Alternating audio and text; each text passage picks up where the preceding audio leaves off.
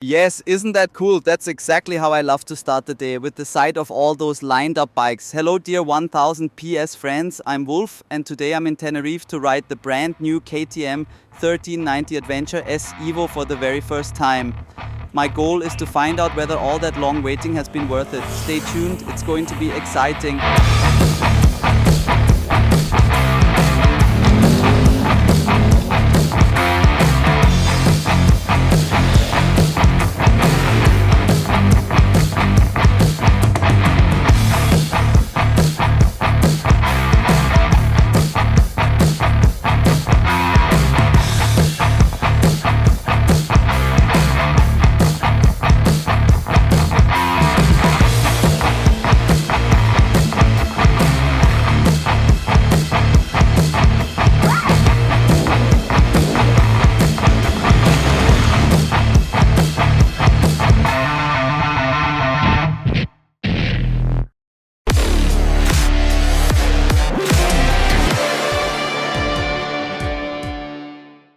We've really never had to wait this long for a model that had already been presented as production ready. Last year at the EICMA, the KTM 1390 Super Adventure S Evo was the star of the KTM stand. But shortly afterwards came the insolvency, and of course that meant everything came to a halt. There was uncertainty and other worries took over, but now, finally, we can ride the bike that represents something like the orange spearhead. At least at the very top of the adventure and touring segment. It shows what's possible in Mattighofen because this bike is made in Austria. It was both developed and built there, and that's not going to change anytime soon. Not for the top end models, not for the large capacity bikes, nor for the enduro and big adventure machines. But I'd say let's just get going, see how the thing rides, and I'll check back in along the way.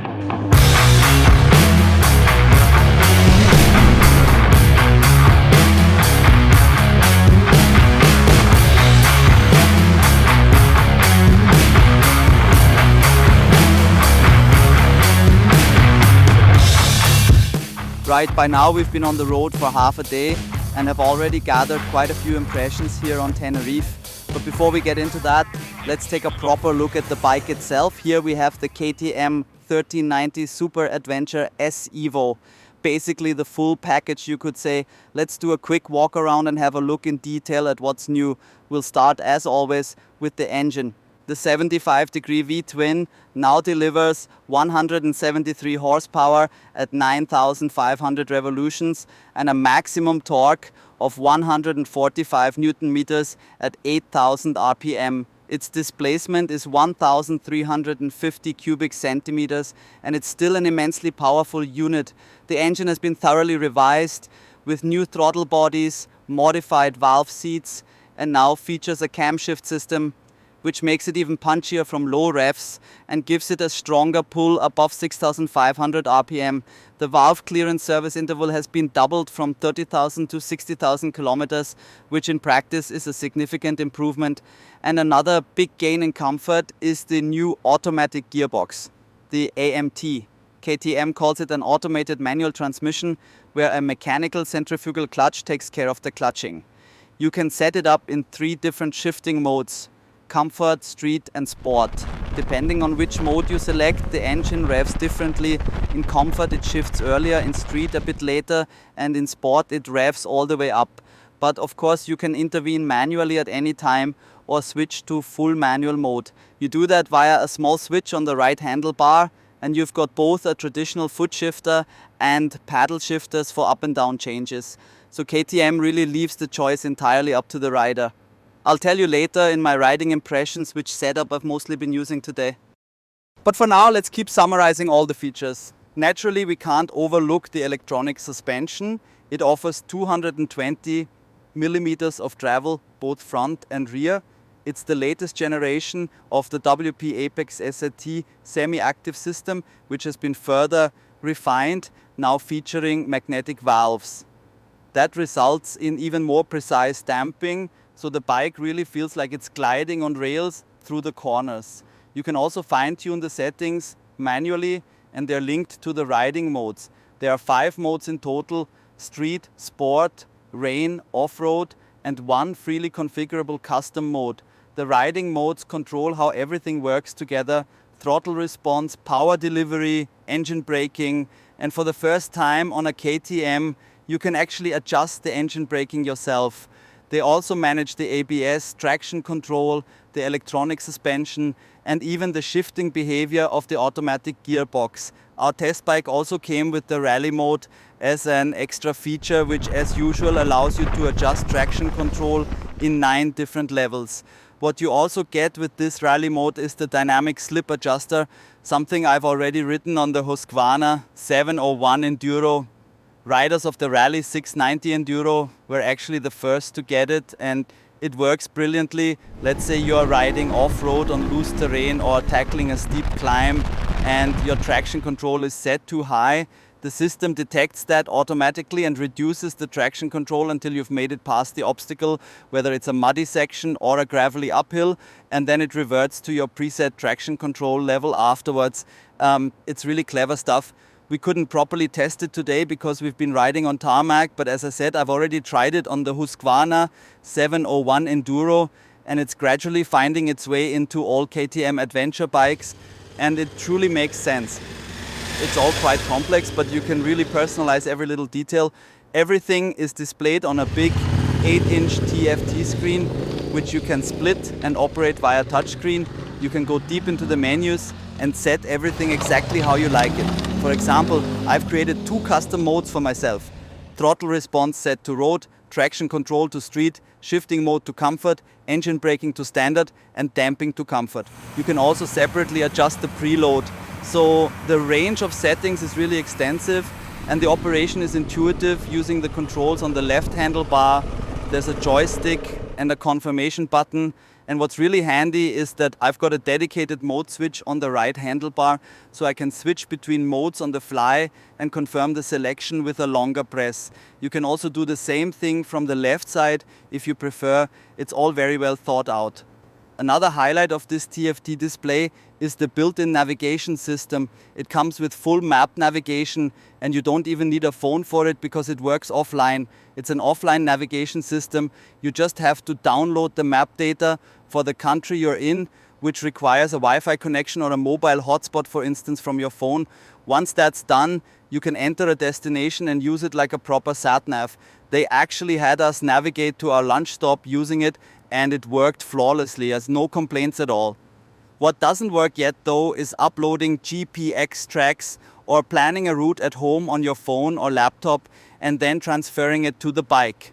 That feature is planned for next year, and bikes sold before then will get the update retroactively. So yes, an update is coming soon, but for now that part isn't available yet. Also new is the improved adaptive radar system, which now works together with the cruise control. It even includes a group ride function, meaning that when you're riding in a group with several bikes, the system recognizes that and reacts accordingly. And the real highlight of the radar is the stop and go function. So yes, you can actually use the radar in city traffic as well. When you have to stop at a red light, the bike will come to a standstill and then automatically move off again once the vehicle in front starts moving. It's honestly a really clever bit of tech. Thanks to this modern front radar, you also get an emergency braking assistant. That means if the vehicle in front of you suddenly slows down sharply, the system brakes as well. In my opinion, it sometimes reacts just a touch too early. It works perfectly, but a bit on the cautious side. It doesn't brake if you're simply going faster than the vehicle ahead, because of course you might be about to overtake. But if the car or bike in front suddenly decelerates, the system recognizes that and applies the brakes. It's a brilliant safety feature, though as I said, it could engage just a fraction later for my liking. This latest generation of Bosch radar comes as standard only on the Evo version. That means the adaptive cruise control is fitted exclusively to the 1390 Adventure S Evo. The 1390 Adventure S without the Evo badge and the 1390 Adventure R come with a conventional cruise control. The big news though is that now you can retrofit it. You can order the components and upgrade your regular 1390 Adventure S even without the automatic gearbox, or your 1390 Adventure R with the radar system, and then you'll have all the features we've just mentioned. That wasn't possible with the old system. The cornering light also works more smoothly now. You don't notice the individual lamps switching on anymore. It transitions much more fluidly. We rode through a few darker forest sections with a bit of fog, and you could really see how well the cornering light performs. Definitely another strong safety feature. Seat height is 847 millimeters or 867 in the higher position. If you press this little latch here, you can remove the seat, and underneath you'll find a toolkit that truly deserves the name. Honestly, it's rare to see such a well-equipped onboard toolset on a motorbike. Everything's magnetic too, so you won't lose anything. It all snaps back into place neatly, and you've got everything you need with you. You can remove the wheels, change tires. Basically, you've got all the essential tools you might need. It's very uncommon to find such a proper toolkit included as standard. Also handy is this now larger storage compartment up front where you can fit even big phones. There's a USB-C socket too, so you can charge your phone at any time. You slot it into this rubber holder, and now even extra large phones fit, something that was a bit of a problem with the previous model. A quick word about weight. KTM lists 227 kilos dry and 245 kilos fully fueled. Payload capacity is a generous 230 kilos, easily enough for touring 2-up. And if you're planning a ride through Tyrol, no worries there either, because the stationary noise level is 91 decibels. As you can see, this bike is absolutely packed with the latest electronic systems and clever details. But of course, the most important thing is how it actually rides. And that's what I'll tell you at the end of the video. I still want to make the most of the afternoon to refine the impressions I've gathered so far. We've still got a few things planned, and I'll check back in later with my final verdict and my full riding impressions once we're back at the hotel.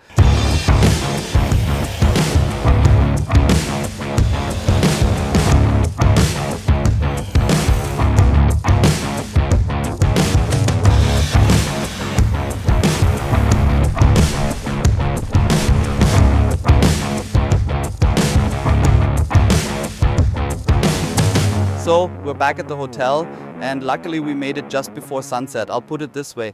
Gentle Beast, that's the name I've given this bike in my head. Why? Because it strikes the balance between comfort and sportiness better than almost any other adventure tourer out there. In other words, you can cruise along in total relaxation, even fully loaded with a passenger and luggage, no problem at all, because there's plenty of power. But at the same time, you can really let it rip whenever you want. You can ride it as sportily as you like. So there's always enough punch on tap. And that combination in this degree of refinement is something quite rare. It's genuinely comfortable thanks to all those comfort enhancing features, yet powered by 173 horsepower. Currently unmatched by any other bike, unless you count the Pikes Peak Multistrada, which leans more into the crossover category with its 17-inch front wheel. Now for my riding impressions, I'll go through everything step by step. Let's start with the most important bit, the new AMT, the automatic, or as KTM calls it, automated manual transmission. Naturally, that raises the question, how well do automatic and KTM go together? Well, time will tell, and the market and the customers will decide whether it's something riders take to or not. I can only tell you how it works, and it really impressed me. If you've ever ridden with a recluse clutch, you'll have an idea of what it feels like. That's roughly how KTM's AMT behaves. You can still intervene manually whenever you like. At first, when setting off, I actually did a few stretches riding in manual mode using the foot shifter. Even when I did decide to take over during shifting, I used the foot lever. But the longer I rode, the less I found myself touching it, because the automatic gearbox shifts so smoothly, never catches you off guard, and inspires real confidence. I honestly can't recall a single shift point that came unexpectedly. When I did intervene, there's a great little feature, just a quick forward nudge on the throttle and it drops down a gear. On the left, you've got the paddles. I use my left thumb to upshift and the throttle movement to downshift. That gave me perfect control on the few occasions when I actually wanted to step in. There are, of course, different shifting modes, comfort, street and sport. And I have to say, on the twisty roads we were riding today, really tight and winding, the sport mode felt too aggressive for my taste. The shift points were too late, revs too high, and overall the response was a bit harsh.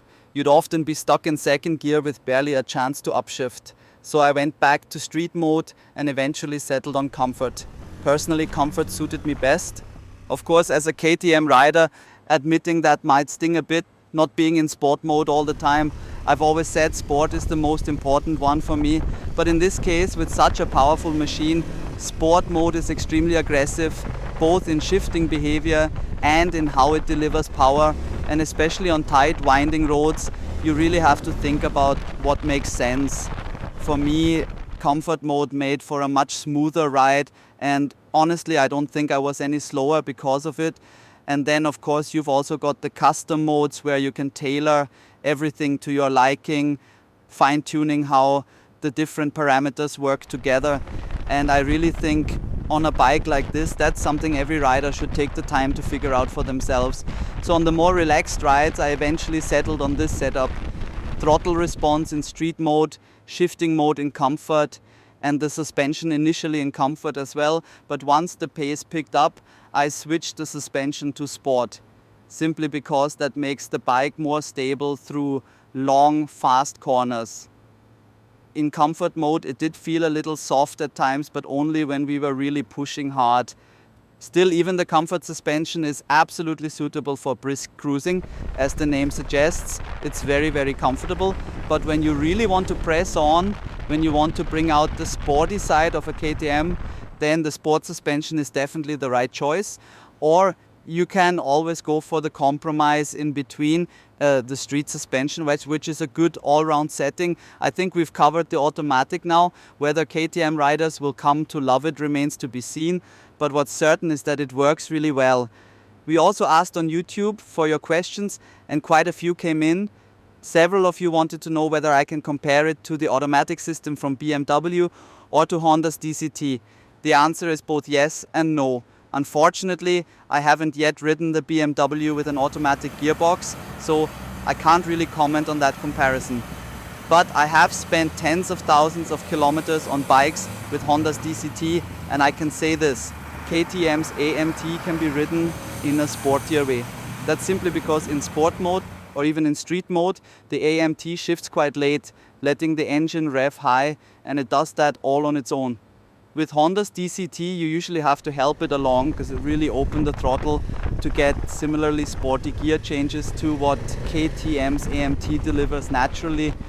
For relaxed riding or cruising though, both systems are excellent. You hardly hear or feel the gear changes, they're silky smooth. Honestly, this gearbox is top notch. Absolutely nothing to complain about. That brings me to the suspension, which I've already touched on a bit. There's also the anti-dive function on the front fork, something that was already present on the previous model. Personally, I'm not a huge fan of it because it reduces the front end feedback I expect from an adventure bike with a conventional upside down fork.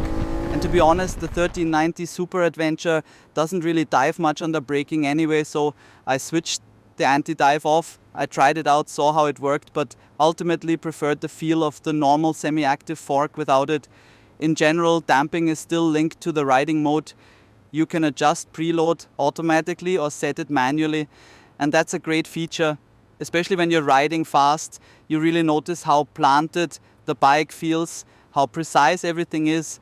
I have to say, regarding the suspension, the WP Apex system, KTM has clearly taken another step forward here. It feels more refined and mature than ever. I can't really find any weaknesses except for that anti-dive system, which for me personally doesn't add much benefit. But I'm sure plenty of riders will like it. You can even compare it to BMW's telelever system, where you also don't get the same kind of feedback through the fork that I personally prefer. Yet the bike remains incredibly stable and composed through the corners, and you can often brake just a touch later, maybe even attack a bit more aggressively if you like. Let's move on to the next technical highlight of this bike in real-world riding, the ACC, or Adaptive Cruise Control, meaning the radar-guided cruise control system. KTM has fitted the latest version from Bosch here, the most up-to-date one, and it worked brilliantly in practice. What really impressed me, because I'd never experienced it before, is that it actually operates all the way down to a complete stop. You can ride through town with the cruise control active, right down to standstill. And if you don't stay stopped for too long, I think it's around 3 seconds, the bike automatically moves off again without you doing anything. I already mentioned that you can also get this radar system on the S model. without the AMT gearbox, but of course in that case you still have to use the clutch and shift manually.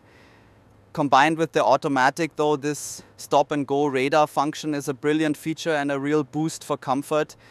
There's also a function that prevents you from overtaking on the right when you're in a queue. It's one of those features I think most riders will probably turn off in practice, but it's still a safety function. The idea is that if you're riding in a queue of vehicles and the right-hand lane starts moving faster than the one you're in, technically you're not allowed to pass on the right. So this system can prevent that. A clever idea, though not something you'll likely need day to day. Then there's the emergency brake assistant, which I mentioned earlier. I'm not entirely sure whether it's something I personally want. It works well, it's a safety system, but when we were riding in a group at a fairly brisk pace, it kicked in a few times because the rider in front braked earlier than I did. The system intervened automatically, forcing me to brake too, even though I felt I still had it under control and could have stayed a little closer. As I said, it's a safety feature and you can switch it off. It's cutting edge technology, no doubt. Though I think it makes more sense in cars than on motorbikes, where riders often travel a bit closer together. Of course, you should never rely entirely on these systems. They're all there to assist you. Whether it's the radar-based cruise control or the braking assistant, you're still fully responsible for what happens on the bike. That's something you really can't afford to forget with all this advanced rider assistance technology. Ergonomics are of course another key factor when riding. So let me show you how I fit on it with my height of 175 centimeters. As I mentioned before, seat height is 847 millimeters, just under 850. I can reach the ground easily with the balls of my feet and my knee angle feels relaxed. Still, this brings me to one of my few minor criticisms. And you've already heard how enthusiastic I am about this bike, so you can tell I really have to look hard to find faults. I would have liked the tank on the new 1390 Super Adventure S to be a bit narrower because you do sit slightly splayed out in a kind of V shape. On the 890 Adventure, for example, it's a bit more comfortable for me in that respect. Of course, everyone's built differently, but a slightly slimmer tank would, in my opinion, make the seating position and the feel when riding dynamically even better. You wouldn't have to sacrifice fuel capacity either. The space you save at the top could easily be compensated for lower down. This bike has a 23-liter tank, by the way, and finally the handlebar, it's 30 millimeters wider now, which I really like. It makes the whole steering feel just that little bit lighter and more responsive. I think all the updates and improvements have really turned out well. One of the KTM staff told us yesterday that it actually started out as a simple model refresh, but then things got a bit out of hand. In other words, the plan wasn't to implement quite so many new features, but as you can imagine, once the engineers got enthusiastic and started piling in ideas, they ended up creating a little technical marvel on two wheels. Maybe they could have refined a few more details while they were at it, but of course you can't just change everything all at once. One of your questions was about wind protection and turbulence from the windscreen. The screen has been completely redesigned and KTM spent quite a bit of time in the wind tunnel for this. The result is genuinely impressive. The adjustment range has been increased from 50 to 70 millimeters and it's easy to adjust even while riding. In the highest position, at least with my height, 175 centimeters, and I'm sure up to about 185, you get absolutely no buffeting. I personally rode most of the time with the screen in the lowest position, which was perfectly fine for me. The wind protection felt spot on and you also get good upper body coverage thanks to the fairing design. So in my opinion, there's absolutely nothing to criticize when it comes to weather and wind protection. Seat comfort is also very good. We've been riding all day and even after hours in the saddle, it still feels comfortable. There's plenty of space for a passenger too, with solid grab handles, so it's definitely a bike built for two-up touring. The front mask has also been redesigned, slimmer now and with a more distinctive look. Personally, I prefer it over the previous one. It's quite angular though, and I can imagine that in everyday use it might be a bit of a challenge when cleaning off all the bugs that inevitably sacrifice themselves against your headlight in summer. Probably not the most practical shape for cleaning, but as far as lighting performance goes, absolutely flawless. Design-wise, Opinions will vary, it's distinctive, no doubt, and I'm sure it'll spark discussion. But in terms of function, it's completely beyond question. Since we're at the front of the bike, I'll do what I always do, take a look at the tires. KTM didn't cut any corners here either. In fact, they've made a real step forward. The previous model came with Mitas Terra Force tires, which were fine, but not really premium rubber in my opinion. Now they've fitted Dunlop Trailmax Meridian tires, a 90-10 tire that fits the bike perfectly. It offers tremendous grip, performs well in the wet, and has solid longevity. Today it provided us with loads of traction, honestly outstanding. I think I touched the ground with my boots 2 or 3 times, well maybe 5, and scraped the pegs twice. So whether it still has exactly the same lean angle clearance as the previous model, I couldn't say with absolute certainty. But to be fair, today's ride was full of tight twisties. Sooner or later you're bound to touch down. That's just part of it. There's also been a change to the foot pegs. They've been moved 10 millimeters further out and lowered by 8 millimeters. KTM told us that this doesn't affect cornering clearance, and while I can't confirm that 100%, I didn't notice any major issues in practice. In any case, the Super Adventure S has always been a bike with loads of lean angle clearance, and that hasn't changed. You really have to be riding very sportily before the foot pegs start touching down, but it does happen, and when it does, the tires can handle it, and that's what matters. The combination works perfectly. The overall equipment level is genuinely top-notch. Of course, we also have to talk about the price. Let me check my notes, not because I can't remember the price of the Super Adventure S Evo, but because I also want to tell you about the other versions. So, the KTM 1390 Super Adventure S Evo, just as you see it here, costs 25,399 euros in Austria and 22,999 euros in Germany. The standard S, without the automatic gearbox and without the ACC, the radar-based adaptive cruise control, is 2,000 euros cheaper.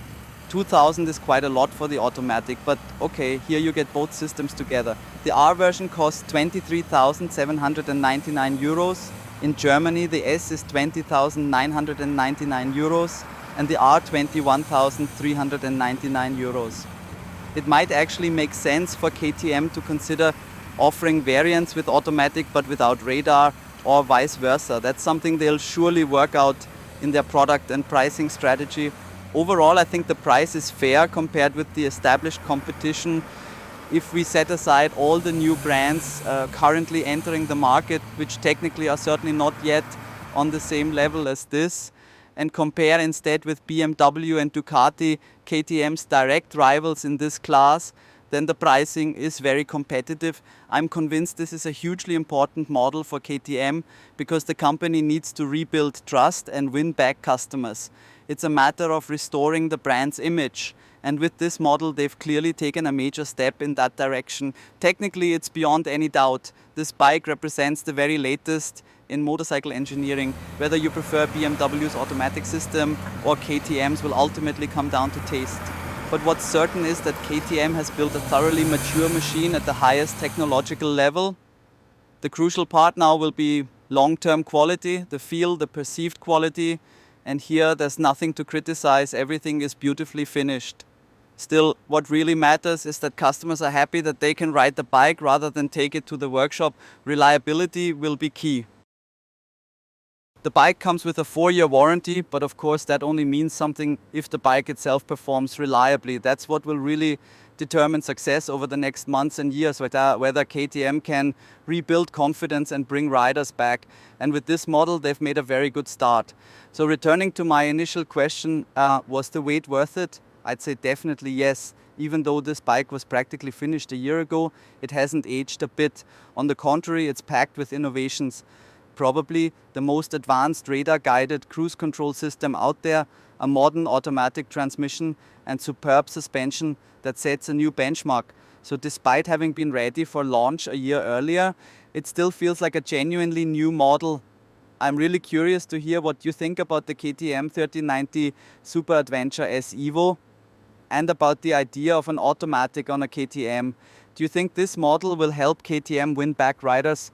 personally, I think they've got a very good chance because simply put, it rides brilliantly and that's what matters most. Write your thoughts in the comments below, and if you've got any questions I didn't cover in this video, feel free to ask. I'll do my best to answer every single one.